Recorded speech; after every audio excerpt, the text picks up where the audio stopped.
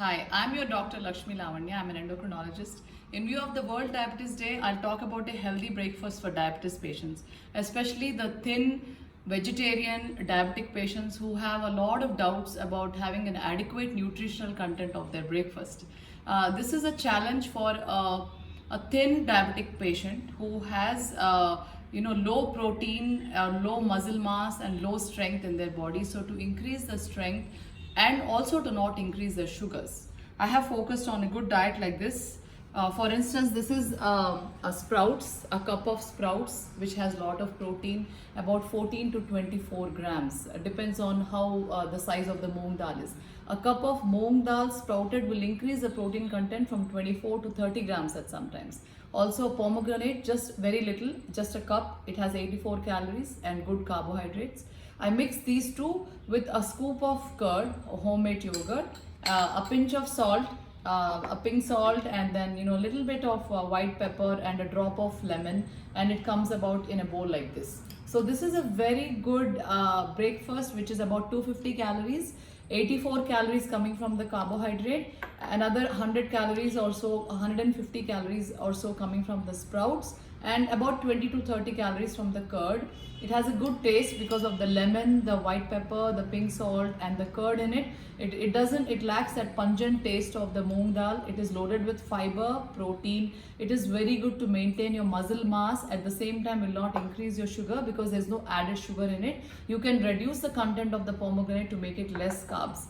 Also, you can have a bowl of oats cooked in milk and almonds and some fruit.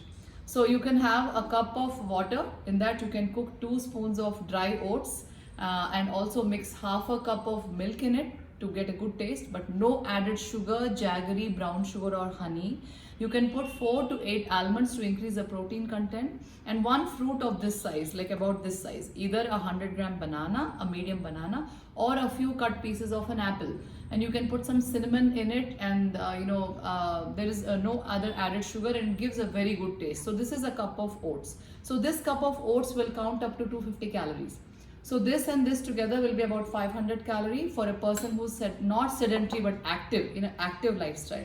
For people like me who just sit and don't do much physical activity, we have to restrict our breakfast to about 300 calories and no more than that. Even the beverage, when I talk about coffee or tea, patients with diabetes should not add any sugar in it, not even brown sugar or jaggery. Sugar free is okay but has its own neurotoxic effects, so I stay away from sugar free also. That will be a healthy breakfast.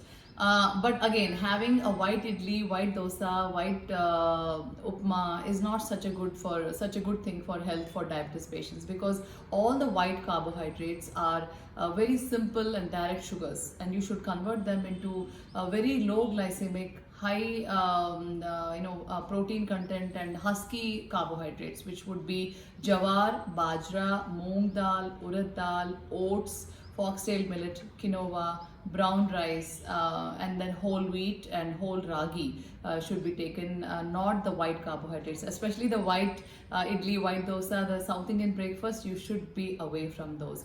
Those diabetic patients who are also obese and they're fighting their weight and also have heart disease should stay away from the coconut chutney, the peanut chutneys, and all the oil loaded in those deep fried breakfast items.